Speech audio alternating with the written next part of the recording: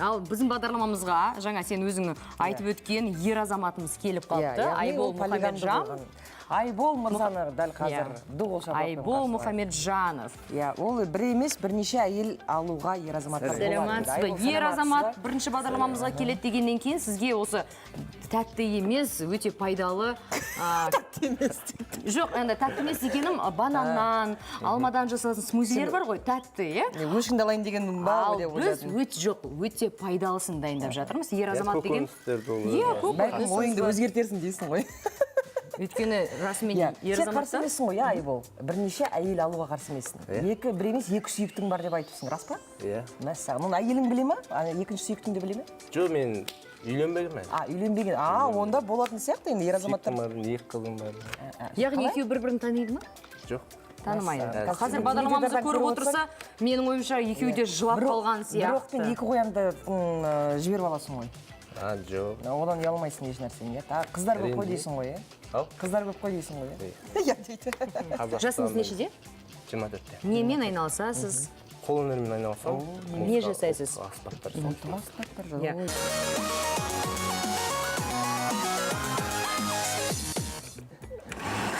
Достар, біз лайв студия бағдарламасын одан әрі жалғастырамыз. Сіздермен бірге тікелей эфирде Алматы арнасының төрінен ане жерде тұрған біздің ас үйде тұрған Диана Қырықбай және оның әріптесімен Аяна Габдуллина. Қымбат достар, біз қазір Айбол есімді жігітпен танысып отырмыз. Мынау біздің жасаған смузиіміз дәмді болған сияқты. Көңілдеріңізден шығады. Енді ашу керек. Оны мен саған көмектесейін ашуға? Жоқ, мен кішкене бір су құйғы жерін келіп жатыр. Сен суыңды құя бер, мен әңгімемді айта берейін, иә? Сен маған көмектеспейсің ғой, иә? Көмектеспеймін. Сен өзің жаса, өзің бастадың, сен соны аяқта. Енді Айбол, қош келдің. Жасың нешеде? 24-те. Сен әлі отбасын құрмағансың. Бірақ бір емес, қос сүйіктім бар. Қалай үлгересің екеуін бір-біріне? Уақыт табасың. Бірінші қыз шекер дейді, екінші қыз бекер дейді, оған қалай қарайсың? Білмеймін, екеуі де бірдей ме? Екеуі де бірдей. Қалай сен бір жүрекке екі адамды сыйғыз аласың? Сен үшеуінде, төртеуінде сыйғыза бересің басың? Жүрегің не деген кең сенің? Жүрегім жалғыз бәріңе бөліп беререм деген ер азаматтардың сөзі емес пе? Сен қалай, мысалы, бір-бірін бірақ білмейді, иә? Әзірше білмейді, енді болашақта үйленіп жатқан кезде айтамын ғой. Қайсысына үйленесің? Екеуіне. Сонда тойда екі бір емес, екі қос келіншегің бар. Біреумен бірінші или көреміз. Хайптың көкесі сенде жатыр екен ғой, негізі рекорд жағын. Бірақ 24-ке дейін келіп неліктен үйленбедің, не қылып жүрсің? Қыздарды қимай жүрсің ба? Қазір енді жұмыс, анау-мынау. Немен айналысасың? Қолөнермен ұлттық аспаптар жасаймыз. Ой, бәрекелді. Шеберханамыз бар, ағам екеуміз сол жерде. Қыздардың қандай қасиетін айтты саған? Енді маған әйел заты жалпы ұнайды. Сыйлаймын олар. Мықты, жақсы сыйлаймын. Қандай қасиеттер болғанда сол көбінесе рахмет. Рахмет. Түсі бір түрлі екен, бірақ рахмет көрейік. Жаңадан бері сіздер қызықты әңгімені қозғап отырсыздар. Мен бір сұрайын дегенім. Егер де, мысалы, айтып отырсыз ғой, екеуіне де үйленем, екеуі де ұнайды деп. Егер де, мысалы, жүріп жүрген қызыңыздың екінші жігіті болса, ренжисіз бе? Иә. Ашуланасыз ба? Иә. Ашуланасыз. Ренжисіз. Сонда ер азаматтарға болады екі жерге жүру, екі фронтқа, қыздарға болмайды, иә? Солай. Неге?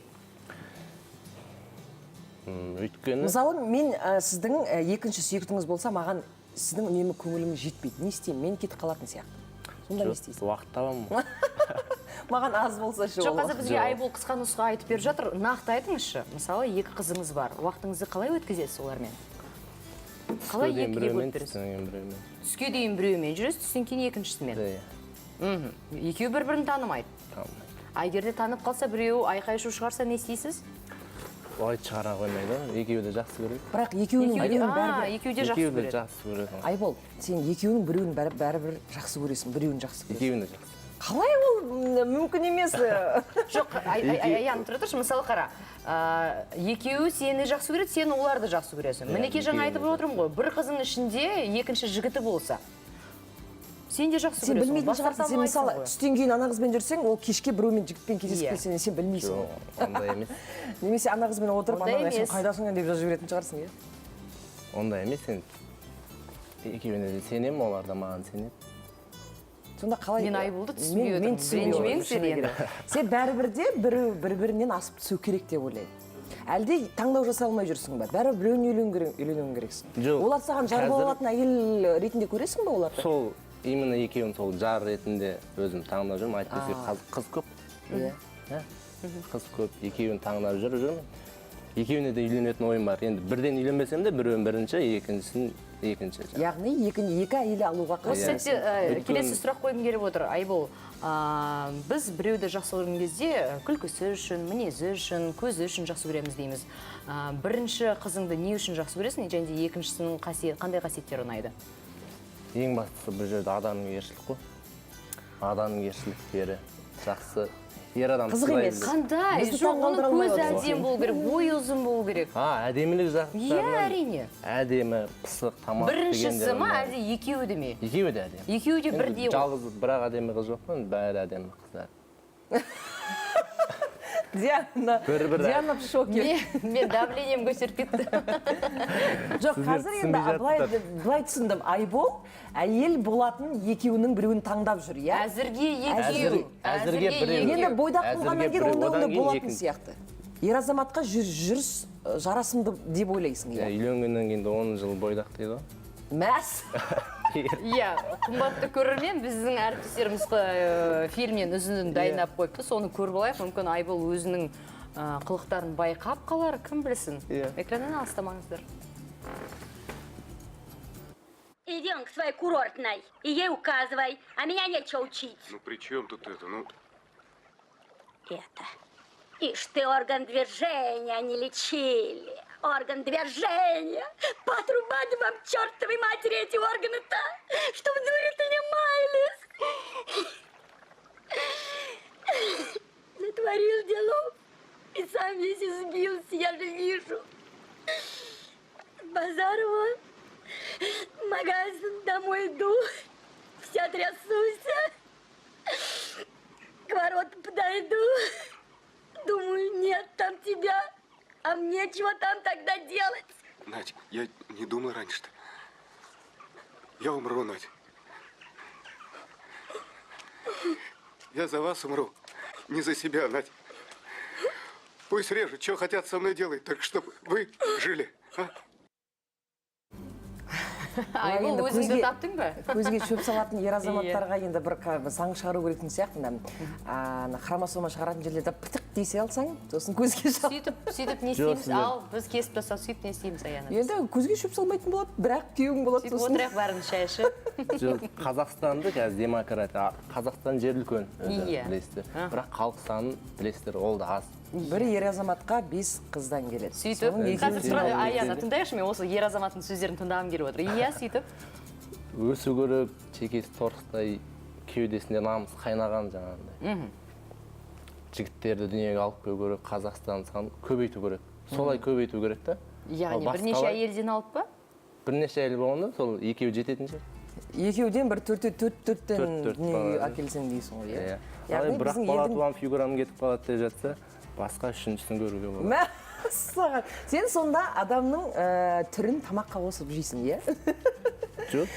Енді қыз кезінде Әдемілік керек бәрі қыздай ғой енді. Кейін әйелі болғаннан кейін бәрі мұздай болады. Ер азаматтар көбінесе ажырасып жатады, сосын көзге шөп салып жатады. Неге?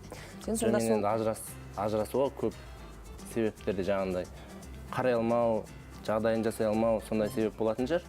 Ал мен ондай апармаймын, ондай апармаймын. дұрыс енді ер азамат негізі әйелдің жақсы өмір сүруіне ер азамат Жағдай себепкер. Осы сәтте сұрайын деген едім, Алматыда пәтеріңіз бар ма?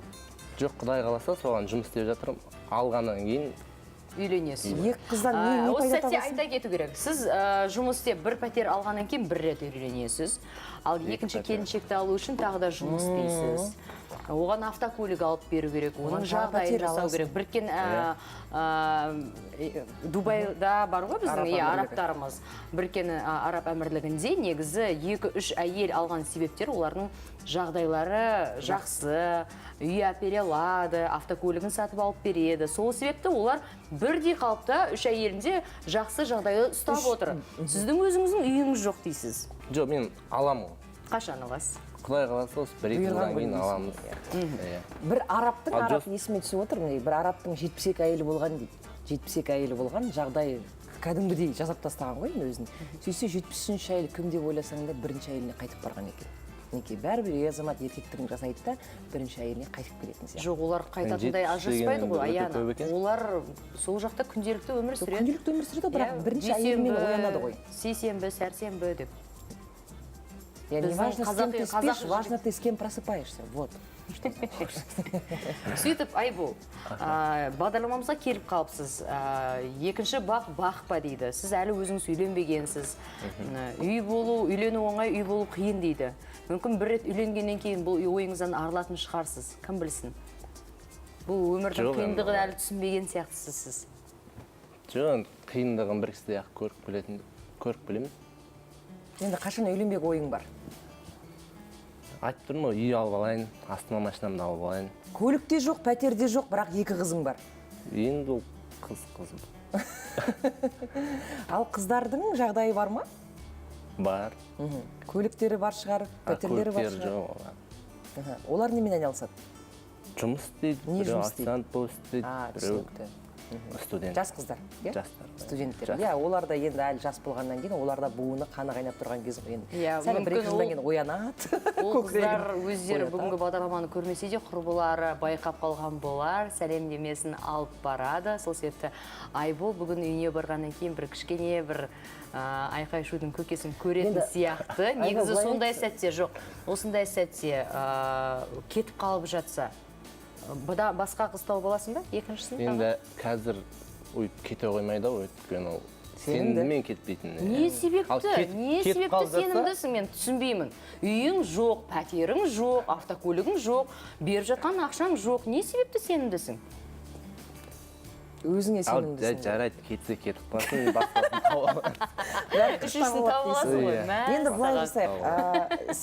Егер де сен әлгі қызбен, бірінші қызбен уақыт өткізіп жатқан кезде, ана қыз, әлгі қыз, екінші қыз сезе ме? Сен солға қарай бұрылып арасында кетіп қалып жүрген. Қайда жүрсің дейді, бір қыздарға барып келейін деді. Деп әзілдейсің. Әзілдеп айтып қойын. Өзі де сезеді. Сезеді. Біліп отыр ғой. Бірақ кетпейді. 2 жыл. Қай қыз қайда қарап жүрсің? Кет деймін ба осы жерден? Жоқ, кетпейді. Сонымен Ақылды кетпейді, иә. өзің әке-шешең бар. Әке-шешем бар. Иә, ажыраспаған. Ажыраспаған, ауылда. Үйінде нешеусіңдер? Сен мысалы былай Жоқ, тұра тұршы. 5 ағайындымыз. 5 ағайындысың. Үйдің үлкенімін. Менен кейін 2 ұл, 2 қыз. Әкеңнің екінші әйелі бар ма? Жоқ. Үшінші әйелі? Жоқ. Енді екіншісі болған. Мінекей, қарашы, егер де әкеңнің екінші әйелі бар делік. Әрине, анаңның көз жасағады, ренжиді, жылайды. Иә? Осыны көрген кезде жүрегің ауырады ғой? Иә. Иә. Жоқ. Не себепті сонда сен ол жаққа басқалай қарайсың да, ал өз өміріңе басқаша қарайсың? Не себепті? Әкем, шешемнің жағдайын жаңағыда жасап отыр ғой, қазір 5 баланың жағдайын жасап отыр. Одан да көп жасай, мен үйленемін десе, мен қарсы емеспін. Өйткені маған да көп бауыр керек. Ал анаң жылағанына онша назар аудармайсың? Анам жылай қоймайды. Өйткені анам қолдайды дейсің ғой. Иә, қолдайды. Енді мен былай сұрақ қояйын. Анам жайлы айта алмаймын. Тағы параллельно сұрақ қояйын да осы жерде. Сен егерде болашақта әке атанасың, иә? Сенде бір емес 3 қыз болады делік. Сол бір қызың бірінші ұл болады. Болады ғой енді, Құдай қаласа, енді демографияға атсалсам деп отырсың ғой, енді қыз дүниеге келген кезде, ол қыз бір ер азаматтың екінші сүйіктісі болып жүрсе, сен қалай қарайсың оған? Сен әке ретінде соны біліп қойса, не істейсің? Айта алмаймын. Оған әлі ойланған жоқпын. Сен ойландың, ішінен сен түйсігің, сен санаң айтып отыр. Әрине, бетін бұзамын дедің ер азаматтың, иә? Негізі орыстар жақсы сөз бар, не зарекайся деп. Жаңадан бері Айбол, жоқ, ол мені тастап кетпейді, менің бірінші перзентім ұл болады деп отыр. Айбол үйтіп қатты сөйлеудің қажеті жоқ сияқты, қалай ойлайсың? Енді ұл болса болсын, қыз да болады, ұл да болады, иә? Бір емес, бірнеше ұл қыз болады. Көп болғанда жақсы. Мысалы, өзім әкем 10 ағайын болған. 5 ұл, 6 ұл, 4 қыз да сондай. Ал одан кейінгі ұрпақтар аз. 4 ұл, 4-5 бала деген сияқты. Одан кейін қазіргі қоғамда бір баласы ғана бар, или 2 баласы ғана бар, болды, одан артық. Енді бірнеше әйел алу үшін ер азамат қандай болу керек? Айтшы, 3 қасиет. Қасиет емес, физикалық түрде да соғылады.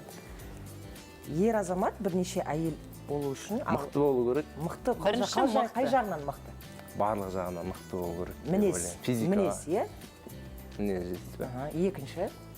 физика деп алайық енді күш керек қой. Күш? Ол не үшін не істейсің ол күш? Оларды бағуың керек, жағдайын жасауың керек. Физикалық күш Ол потенция. физикалық күш емес қой, ол қаражат қой. Ал оны қаражатқа жатқызсақ жарайды онда. Үшіншісін тек қана қаражатқа жасайын. Қаражат. Анда физикалық күш дедіңіз Иә. бе? Үшіншісі қаражат деп жазыңыз. қаражат, иә. Бұл негізі біздің қазақ байса қатын алатын әдеті бар ғой. Негізі, иә. Қаражатты бірінші орынға қою керек сияқты негізі осы жерде, иә. Ал мына физикалық күш тіпті мүлдем керек емес сияқты. Мінез болса, қаражат Денсаулық болса, керек. міне, былай жасау керек. Егер де ер азамат үйленсе екінші рет, бірінші отбасына міндетті түрде көмектесу керек. Сонда әйел рұқсатын берсе, бәйбіше тоқалуға болатын сияқты. Егер де бірінші әйеліне көмектеспесе, ол екінші әйеліне көмектеспей, үшінші әйелді алуы да ықтимал. Аяна, Айбол, екеуіңде Олар сөздеріңе келіспеймін. Негізі жаңадан бері бірінші әйел, екінші әйел деп жатырсыңдар. Негізі, егер де өзіңнің шын махаббатыңды тапсан, сонымен бірге өмір бақи өмір сүру керек. Екінші, үшінші әйел деген ер азаматқа ұмытыңдар. Біздің бүгінгі бағдарламамыз екінші бақ-бақ-ба. Бағдарламамызға келген Айболдың екі қызы бар екен, екеуіне де үйленем дейді, бірақ ол той пәтер алғаннан кейін болады екен. Сол себепті сізге рахмет дейміз, ісіңіздің сәттілігін көріңіз. Екінші бақ-бақ дейді, сол себепті сонымен тоқтаңыз, иә? Рахмет.